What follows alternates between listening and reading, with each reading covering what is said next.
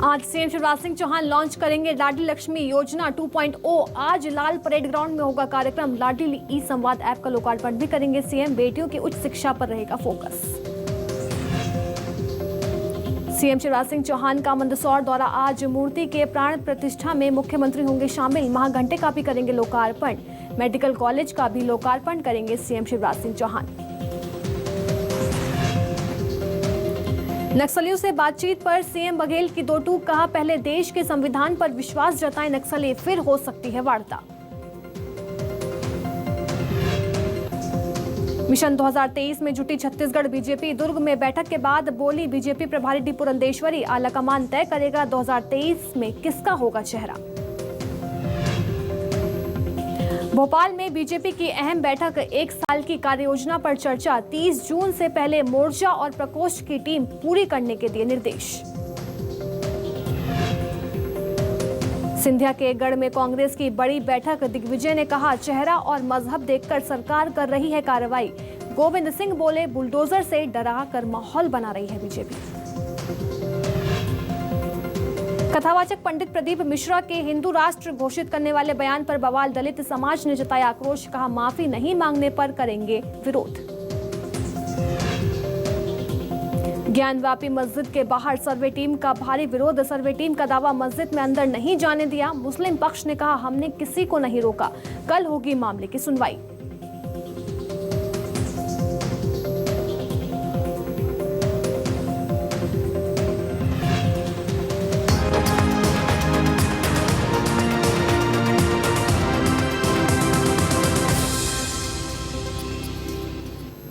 नमस्कार, मैं अलीशा और आप देख रहे हैं न्यूज 24 मध्य प्रदेश छत्तीसगढ़। बड़ी खबर रायपुर से है, जहां केबल नेटवर्क के ऑफिस में भीषण आग लग गई है। फायर ब्रिगेड की टीम को आग बुझाने में मशक्कत करनी पड़ी। धुआं ज्यादा होने के चलते फायर ब्रिगेड की टीम को परेशानियों का सामना करना पड़ा। आग लगने की वजह अब तक साफ नहीं हो पाई है कि आखिर आग कैसे और क्यों लगी। रायपुर के देवेंद्र नगर थाना क्षेत्र का ये पूरा मामला बताया जा रहा है, जहाँ आग लगने की वजह से काफी परेशानियां हुई हैं। धुआं ज्यादा होने के चलते परेशानियों का सामना करना पड़ा फायर ब्रिगेड की टीम को। तस्वीर में देख सकते हैं किस तरह से धुआं इतना ज्यादा हो गया था कि जो दमकल की टीम है उसे मशक्कत करनी पड़ी। आग बुझाने में काफी मुश्किलों का सामना करना पड़ा। धुआं ज्यादा होने के चलते परेशानी हुई और आग लगने की वजह अब तक साफ नहीं हो पाई है कि आग आखिर कैसे लगी। रायपुर के देवेंद्र नगर थाना क्षेत्र का ये पूरा मामला बताया जा रहा है। हालांकि फायर ब्रिगेड की टीम ने आग पर काबू पा लिया, लेकिन काफी परेशानियों का सामना टीम को करना पड़ा। धुआं ज्यादा होने के चलते परेशानी हो गई थी टीम को। हालांकि आग पर काबू पा लिया गया था और आग लगने की वजह अभी तक साफ नहीं हो पाई है कि आखिर आग कैसे लगी।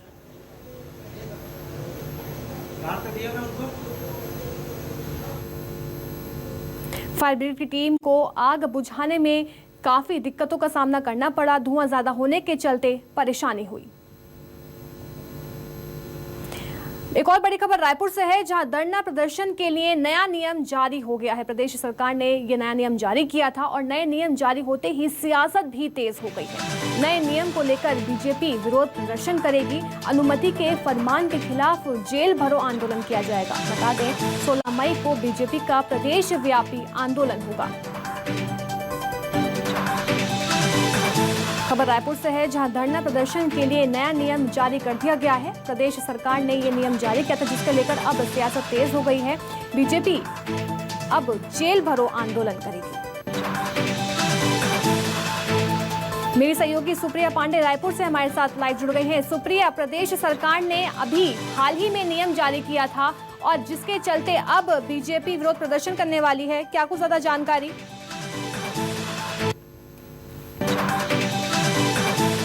बिल्कुल अलीशा, देखिए कल डी पुरंदेश्वरी आई हुई थी और उन्होंने बीजेपी की बैठक ली है और बैठक के बाद ये निर्देश दिए गए कि प्रदेश सरकार ने जो धरना प्रदर्शन रैली के लिए नए नियम जारी किए हैं उसे लेकर के बीजेपी जेल भरो आंदोलन करे। तो आंदोलन की जो रणनीति है वो बन चुकी है। 16 मई को ये तमाम जो प्रदर्शन है वो होगा और बीजेपी का बड़ा प्रदर्शन होगा। आपको बता दूं कि नया नियम जब जारी हुआ था तो बीजेपी ने इसका पहले भी विरोध किया था और लगातार यहाँ पर बयानबाजियों का दौर चल रहा था। जब बीजेपी कह रही थी कि यहाँ पर कांग्रेस ने अघोषित आपातकाल लगा दिया, ऐसे बीजेपी का कहना था। तो वही आप डी पुरंदेश्वरी यहाँ पर आई हुई है और उन्होंने बैठक ली और बैठक के बाद तमाम बीजेपी नेताओं को ये निर्देशित कर दिया गया है कि अब आंदोलन की रूपरेखा है वो काफी बड़ी की जाए और इस जी बिल्कुल, देखिए सुप्रिया, नए नियम आने के बाद अब सियासत भी तेज होती नजर आ रही है, क्योंकि 16 मई को बीजेपी का प्रदेश व्यापी आंदोलन होगा, जेल भरो आंदोलन करेगी बीजेपी। क्या अब ये 2023 की तैयारियों की तरफ से एक देखा जाए कि अब बीजेपी बहुत एक्टिव मोड में आ गई है?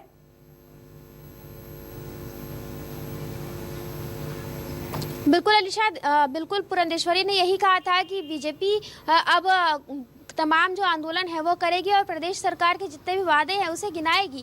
तो ये तमाम जो डी पुरंदेश्वरी ने कल ये भी कहा था कि कांग्रेस ने छत्तीसगढ़ की जनता को 36 वादे किए थे, लेकिन उन 36 वादों में से ज़्यादा वादे उन्होंने पूरे नहीं किए हैं। तो इसे लेकर के बीजेपी कांग्रेस सरकार को घेरने की कोशिश करेगी। इसके अलावा इन्होंने ये भी कहा है कि जो चुनाव ये लड़ेंगे उसके बाद चेहरा है तो पीएम मोदी के चेहरे पर ये लोग चुनाव लड़ेंगे, क्योंकि जब लोकसभा चुनाव की हम बात करें तो यहाँ पर जब लोकसभा चुनाव हुआ था छत्तीसगढ़ में 2019 में, तब इन्होंने पीएम मोदी के चेहरे को लेकर ही चुनाव लड़ा था और नतीजा ये आया था कि 11 में से 9 सांसद बीजेपी के जीत कर आए थे। तो इस तरीके से यहाँ पर इस बार भी बीजेपी उसी रणनीति के साथ चुनाव लड़ेगी। यहाँ पर पीएम मोदी के चेहरे पर बीजेपी फोकस करने वाली है कि पीएम मोदी ने क्या कुछ काम किए, क्या कुछ अपनी उपलब्धियाँ जो है इन 7 सालों जो उनके जो कार्यकाल है उनके भीतर हासिल की है। तो ये तमाम बातें बीजेपी करेगी। और इसके अलावा प्रदर्शन के नए नियम जो आए थे उसके खिलाफ अब सियासत भी तेजी से गर्माती हुई नजर आ रही है। सुप्रिया बने रही, आगे भी आपसे खबरों पर लगातार अपडेट हम लेते रहेंगे।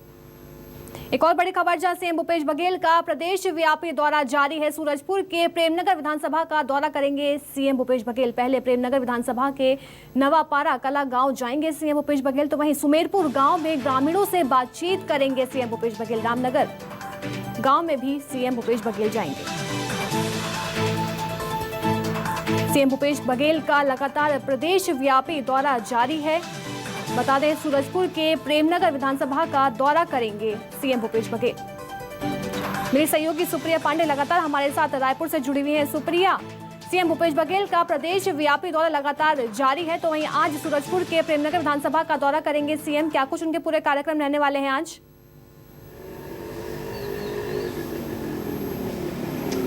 बिल्कुल अलीशा, देखिए मुख्यमंत्री भूपेश बघेल पूरे 90 विधानसभा क्षेत्र का दौरा करने वाले हैं, माफ कीजिएगा कर रहे हैं। और इसी के तहत सूरजपुर का दौरा भी कर रहे हैं, सूरजपुर संभाग का दौरा कर रहे हैं। लगातार उनके दौरे का जो सिलसिला है वो जारी है और सूरजपुर विधानसभा क्षेत्र के प्रेमनगर का दौरा करेंगे मुख्यमंत्री भूपेश बघेल और तमाम जो जनता है उनसे बातचीत करेंगे। कल हमने देखा कि मुख्यमंत्री भूपेश बघेल लगातार आम जनता से बात कर रहे थे और उनसे सीधा संवाद कर रहे थे। इस बीच उन्हें काफ़ी शिकायत भी मिली, तो इसलिए काफ़ी जो लोग हैं वो सस्पेंड भी हुए हैं। जैसे कि मुख्यमंत्री का दौरा हम देख रहे हैं कि लगातार वो दौरा कर रहे हैं और इसी बीच कई अधिकारियों काम में लापरवाही बरतने वालों पर लगातार गाज गिरती हुई नजर आ रही है। सभी पर जो सस्पेंड है वो किया जा रहा है सभी को, क्योंकि मुख्यमंत्री भूपेश बघेल कह रहे हैं कि किसी भी तरह की लापरवाही बर्दाश्त नहीं की जाएगी। तो यहाँ पर जो आम जनता है वो भी खुलकर जो अधिकारी कर्मचारी उनके खिलाफ खुलकर शिकायत करती हुई नजर आ रही है कि जो मुख्यमंत्री से सीधा संवाद कर रहे हैं आम जनता, और इस वजह से आम जनता को इसका फायदा भी काफी मिल रहा है, क्योंकि जिस कर्मचारी अधिकारी के खिलाफ आम जनता ये कह कर थक जाती थी कि वो काम ठीक से नहीं कर रहे हैं, उनकी जो आम जनता की समस्याओं का निदान नहीं हो रहा है, लेकिन अब मुख्यमंत्री के दौरे से सीधे शिकायत मुख्यमंत्री भूपेश बघेल को की जाती है। तो इस वजह से यहाँ पर तमाम जो अधिकारी कर्मचारी उन पर गाज गिरती हुई लगातार दिखाई दे रही है। खुद सीएम भूपेश बघेल ग्रामीणों से, जनता से जाकर सीधा संवाद कर रहे हैं और उनकी परेशानियों का निराकरण हाथों हाथ भी किया जा रहा है। अफसरों पर, कलेक्टर पर एक तरह से गाज गिरती हुई नजर आ रही है जो काम नहीं कर रहे हैं। तो क्या सीएम भूपेश बघेल खुद ग्रामीणों से बातचीत में ये भी पूछ रहे हैं क्या उन्हें योजनाओं का लाभ मिल पा रहा है या नहीं मिल पा रहा है?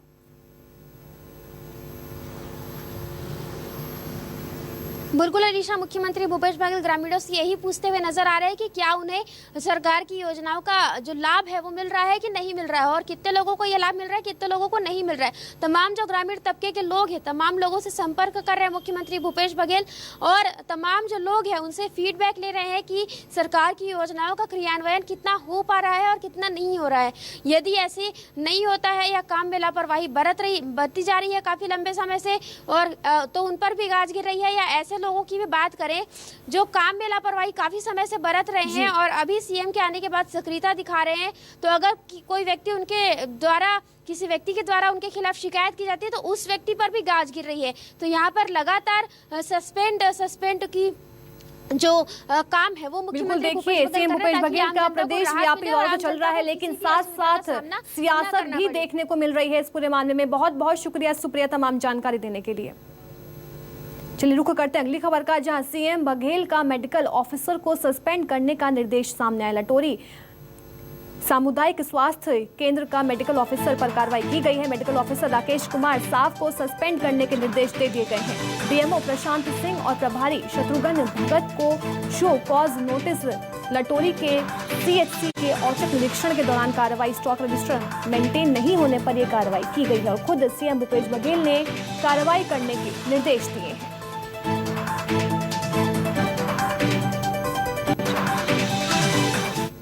मुख्यमंत्री भूपेश बघेल के विधानसभावार दौरे के चौथे दिन भी एक अधिकारी उनकी नाराजगी का शिकार हुआ।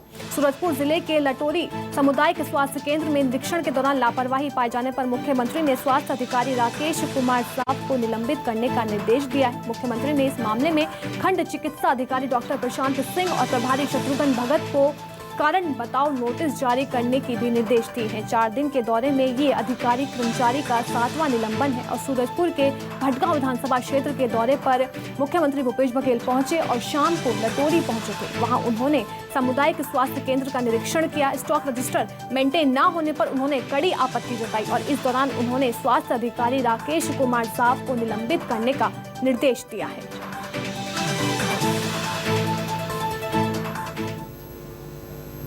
नक्सलियों से बातचीत पर सीएम बघेल की 2 टूक सामने आई। नक्सलियों से बातचीत पर सीएम बघेल का बयान भी सामने आया। उन्होंने कहा कि नक्सली पहले मुख्य धारा से जुड़े और फिर बात होगी। नक्सली लगातार सिमट रहे हैं। आगे कहा कि नक्सलियों के खिलाफ हमारे जवान डटकर खड़े हैं।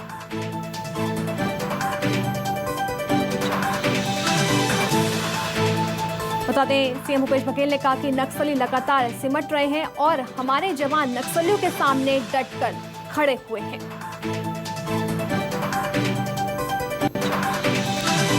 पहले जो नक्सलियों ने कुछ पर्चा वहाँ फेंका है जिसमें उन्होंने बातचीत करने की शर्त रखी है। मैं स्पष्ट कर देना चाहता हूँ कि पहले ही मैंने कहा है कि नक्सली भारत के संविधान पर विश्वास व्यक्त करे, उसके बाद किसी भी स्तर पे और किसी भी मंच पे बात की जा सकती है। तो सबसे पहले जो मेरी शर्त है कि भारत के संविधान पर विश्वास व्यक्त करते हैं या नहीं करते। अभी आपने देखा 3-3.5 सालों में नक्सली अब सिमट के रह गए हैं। थोड़े बीजापुर और नारायणपुर इलाके में जो अबुल मार का एरिया है वहीं तक सिमट के रह गए। बचत जगह पूरी खाली करा ली गई है और वहाँ निर्माण कार्य भी सुशासन की योजनाओं का लाभ वो लोग ले रहे हैं। खबर सूरजपुर से है, जहां सीएम भूपेश बघेल ने बड़ी घोषणा की है। कुदरगढ़ भगदड़ पीड़ितों को मुआवजा मिलेगा और कुदरगढ़ के पीड़ित को 4 लाख का मुआवजा दिया जाएगा। सामुदायिक भवन और नवीन पुलिस चौकी बनाने की उन्होंने घोषणा की और सीएम कसगंडा को पर्यटन स्थल घोषित किया जाएगा। कुदरगढ़ के पीड़ित को 4 लाख का मुआवजा दिया जाएगा और सामुदायिक भवन और नवीन पुलिस चौकी बनाने के साथ में सीएम भूपेश बघेल ने घोषणा की है। सीएम कसगंडा को पर्यटन स्थल घोषित किया जाएगा।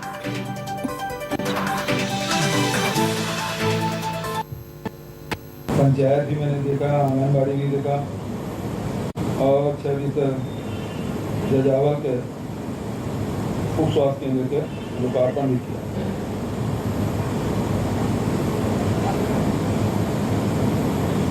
क्योंकि यहाँ वन भूमि अधिक है, गांव में राजस्व भूमि कमी कारण से गौठान निर्माण राजस्व भूमि में नहीं कराया जा सकता क्योंकि उपलब्ध नहीं है।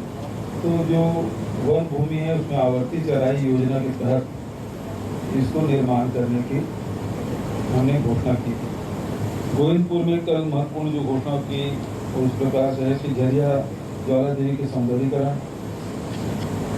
33/11 के सब स्टेशन की स्थापना, 95 गाँव को उसका फायदा मिलेगा। हाथी की समस्या निपटने के लिए 11 गाँव में 33 जगहों में सोलर लाइट लगाने की भी घोषणा मैंने की और गोविंदपुर में जिला सहकारी केंद्रीय बैंक की शाखा खोलने की भी घोषणा की। 11 नंबर चौकी से रंगकोटा मार्ग निर्माण की भी बात नहीं। घोरमदेव शक्कर कारखाना में हम लोगों ने पीपीपी मॉडल में वहाँ शक्कर उत्पादन तो होगा ही, उसके साथ साथ इथेनॉल का भी उत्पादन। उसी प्रकार से यहाँ भी यदि यहाँ के प्रबंध संचालक यदि चाहें या प्रस्ताव दें तो यहाँ भी पीपीपी मॉडल में इथेनॉल का उत्पादन किया जा सकता है, जो गन्ने का रकबा भी बढ़ाया जा सकता है, उत्पादकों को उसका लाभ मिलेगा और मिल को भी फायदा होगा। खबर दुर्ग से है, जहां मिशन 2023 में बीजेपी छत्तीसगढ़ जुट गई है। बीजेपी प्रभारी डी पुरंदेश्वरी का बयान भी इसको लेकर सामने आया। उन्होंने कहा कि 2023 के लिए रणनीति हमने बनाई है और आलाकमान तय करेगा 2023 में चेहरा किसका होगा। आगे कहा कि नए चेहरों को मौका दिया जाएगा। पुरंदेश्वरी ने बघेल सरकार पर भी साथ ही साथ निशाना साधा। उन्होंने कहा कि बस्तर जाते वक्त गौठान देखी थी, वहाँ गाय ही नहीं है। छोटे छोटे अफसरों को हटाया जा रहा है और मंत्री ही अपनी सरकार पर सवाल उठा रहे हैं।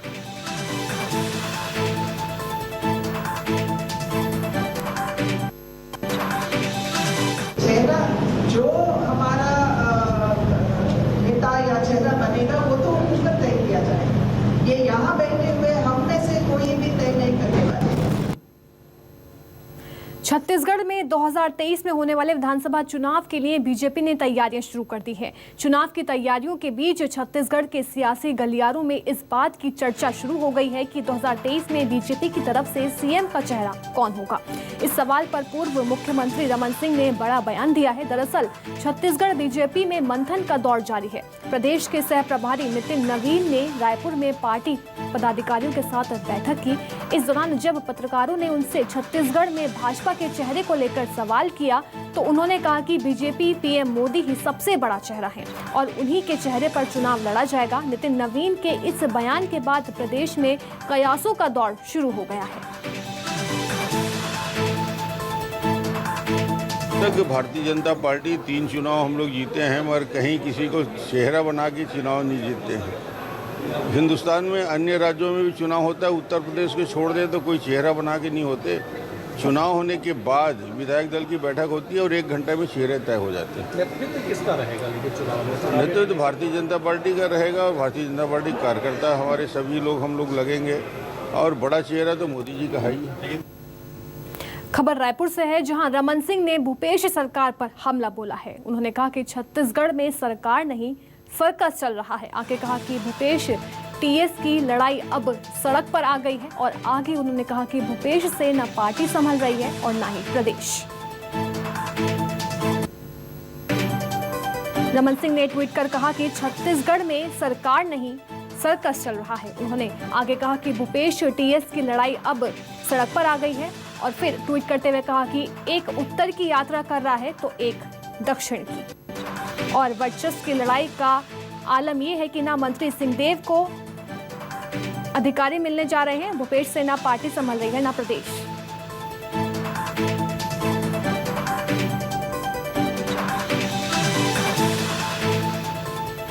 खबर रायपुर से है, जहां बीजेपी प्रदेश प्रभारी डी पुरंदेश्वरी का कांग्रेस पर हमला सामने आया है। उन्होंने कहा कि कांग्रेस के 38 विधायकों का परफॉर्मेंस खराब है। आगे कहा कि कांग्रेस सरकार सिर्फ घोषणा करती है, सरकार ने एक भी वादा अब तक पूरा नहीं किया।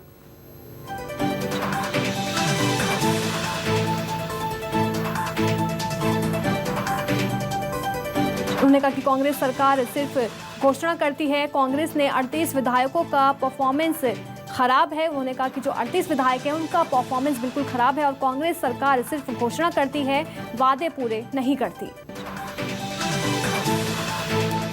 जो पॉलिसीज जो खराब है उनके बारे में हो या यहाँ के जो लोगों का मुद्दा है उनको उठाने में हो, हमारे पार्टी के कार्यकर्ता अच्छे ढंग से करते आए हैं। And with the same strategy we will definitely go to the people. जो यहाँ की प्रशासन की असफलताएं हैं वो लेके जाएंगे। घोषणा पत्र में तो 36 वादे दिए, छत्तीसगढ़ियों को 36 वादे देकर धोखा दिए। यही मुद्दे हम लेकर लोगों के पास जाएंगे। विधानसभा चुनाव की तैयारी और संगठन को मजबूत करने के लिए बीजेपी के सह प्रभारी नितिन नवीन ने बिलासपुर में संगठन के पदाधिकारियों के साथ बैठक की। बैठक में 2023 की तैयारियों का जायजा लिया गया। वहीं मीडिया से बात करते हुए प्रदेश सरकार पर जमकर निशाना भी साधा।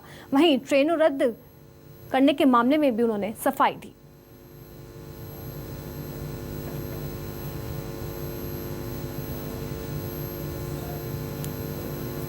नितिन नवीन ने क्या कुछ कहा है, आइए आपको सुनाते हैं। के हमारे स्ट्रक्चर को और मजबूत करने के लिए और आने वाले समय में हर विधानसभा में जो सरकार को घेरने के मुद्दे हैं उनको हमारी विधानसभा की जो टीम है उसको निकालेगी। और जो राज्य स्तर पर सरकार की जो फेलियर रही है, चाहे वो प्रधानमंत्री आवास योजना को नकारने का काम किया, गरीबों को आश्रय छीनने का काम किया भूपेश सरकार ने, किसानों के साथ भेदभाव किया, पूरी तरह से उनको एमएसपी के नाम पर उनका दोहन किया है, और जिस प्रकार से पूरे राज्य में माफिया राज चल रहा है, इन सारे विषयों को लेकर जनता के बीच में जाएंगे। तो कहीं ना कहीं पूरे मुद्दे पर जो भूपेश सरकार फेल रही है, हमारे कार्यकर्ता उन मुद्दों को लेकर जनता के बीच में जाएंगे और हम पूरी तरह से आश्वस्त हैं कि अगले 1.5 वर्षों में भूपेश सरकार को उखाड़ फेंकने के लिए भाजपा का पूरे देश में माननीय प्रधानमंत्री जी और रेल मंत्री जी ने डबल लाइन और ट्रिपल लाइन का कॉरिडोर बैठा रहे हैं। उसमें कई जगह ऐसे सभी राज्यों में, ऐसा नहीं कि कोई छत्तीसगढ़ को लेके है, सभी राज्यों में ये स्थितियाँ हैं कि जहाँ पर हमको एडिशनल लेन देने हैं तो कुछ ट्रेनों को बंद करना पड़ रहा है, लेकिन फिर भी लोगों को असुविधा नहीं है, उसके लिए अल्टरनेट चीज़ें चलाई जा रही हैं। चलिए वक्त है छोटे से ब्रेक का, जल्द होंगे हाजिर।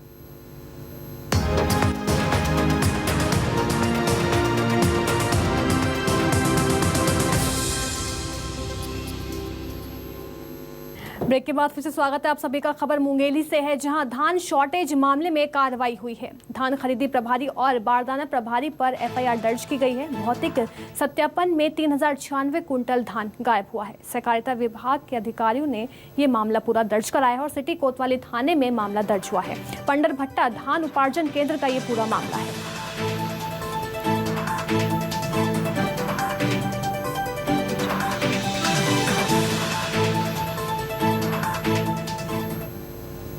लोरमी में बिलासपुर एसीबी की टीम ने घूसखोरों के आरोप में पटवारी नोगेंद्र मरावी को सहयोग आशीष ध्रुव को गिरफ्तार किया है। दरअसल पटवारी ने किसान से रिश्वत की मांग की थी और किसान ने एसीबी से शिकायत की थी।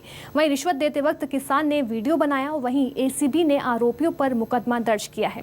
लोरमी तहसील के हल्का नंबर 26 में तैनात है। बस्तर बीते 5 दशकों से नक्सलवाद का दंश झेल रहा है। वहीं नक्सलियों से मोर्चा लेने वाले जवानों की छुट्टियां सीमित होती हैं। उन सीमित छुट्टियों में से आधी छुट्टियां सफर में बीत जाती हैं। जवानों की समस्या को देखते हुए बस्तर जगदलपुर एयरपोर्ट से हफ्ते में 3 दिनों के लिए जगदलपुर से रायपुर होते हुए दिल्ली की फ्लाइट शुरू हो गई है। आज से शुरू हुई फ्लाइट में 37 जवान दिल्ली के लिए रवाना हुए। दरअसल मिनिस्ट्री ऑफ होम अफेयर्स और इंडिगो के बीच एक करार हुआ है। करार के तहत बस्तर में तैनात फोर्स के जवानों को दिल्ली तक की यात्रा करवाने के लिए सेवा शुरू की गई है। और हर नई सोच को हर कोई सलाम करता है, तो ये सरकार ने एक अच्छी पहल की है, तो इसका हम तहे दिल से स्वागत करते हैं। ये तो बहुत बढ़िया एक गवर्नमेंट की बहुत अच्छी सोच है। इसमें हमारा समय भी बच रहा है और एक सुविधा भी मिला है और हमारी एक गर्व की बात है। सबसे ज़्यादा आज खुशी है कि आज से इफ़ेक्टिव हो गया ये जवानों के लिए, क्योंकि जवान बहुत पूरे अनेकों जगह से बहुत दूर हैं और यहाँ कठिनाई भी है, तो ये गवर्नमेंट ने हमारे लिए बहुत ही अच्छा सुविधा कर दी। बस्तर क्षेत्र में भारी संख्या में पैरामिलिट्री फोर्सेस तैनात हैं। इसको देखते हुए गृह मंत्रालय भारत सरकार ने निर्णय लिया है, जिसके तहत इंडिगो फ्लाइट का एक चार्टर्ड प्लेन यहाँ पर चल रहा है, जो कि जगदलपुर को रायपुर से होते हुए दिल्ली कनेक्ट करेगा। अभी वर्तमान में ये प्लेन हफ्ते में 3 दिन बुधवार, शनिवार और संडे चलेगा। बिलासपुर से महानगरों की हवाई कनेक्टिविटी को लेकर आज हवाई सेवा जन संघर्ष समिति ने सांसद अरुण साव के आवास के सामने मौन धरना दिया। प्रदर्शनकारियों ने बैनर पोस्टर के जरिए मांगों को रखा है। प्रदर्शनकारियों के लंबे संघर्ष के बाद बिलासपुर से हवाई सेवा शुरू तो हुई, लेकिन महज 1-2 उड़ान से अभी खानापूर्ति की जा रही है, जबकि बिलासपुर से महानगरों की कनेक्टिविटी की सख्त जरूरत है। प्रदर्शनकारी महानगरों से एयर कनेक्टिविटी की मांग कर रहे हैं। बस्तर में रजत बंसल साइकिल वाले कलेक्टर के नाम से मशहूर हैं और यही वजह है कि शहर के विकास कार्यों का जायजा लेने सुबह साइकिल में ही निकल पड़ते हैं। शनिवार को सुबह साइकिल से शहर में चल रहे विकास कार्यों का कलेक्टर ने औचक निरीक्षण किया। कलेक्टर महारानी अस्पताल पहुंचे, जहां निरीक्षण कर डॉक्टर और स्टाफ की उपस्थिति की जानकारी ली। नगर निगम में चल रहे विभिन्न विकास कार्यों का अवलोकन और निरीक्षण मेरे द्वारा किया जा रहा है। साथ में आमागुड़ा चौक, जो कि शहर में जब हाईवे से आप आते हैं, चाहे रायपुर से या विशाखापट्टनम साइड से, तो वो सबसे प्रमुख चौक पड़ता है। उस तरफ भी एक सौंदर्यीकरण का और आवश्यक व्यवस्थाएं यात्रियों को देने की आवश्यकता थी। उसको देखते हुए लगातार यहाँ पर वन विभाग के साथ समन्वय करके काम कर रहे हैं, जिससे कि आम नागरिकों को बस स्टैंड की सुविधा, पानी की सुविधा, टॉयलेट की सुविधा बेहतर ढंग से मिल पाए और साथ में जो यहाँ पर अतिक्रामक के रूप में जो लोग व्यवसाय कर रहे हैं, उनको भी अपने रोजगार का बेहतर साधन मिल पाए। चलिए, फिलहाल के लिए बस इतना ही। बने रहिए न्यूज़ 24 मध्य प्रदेश छत्तीसगढ़ के साथ।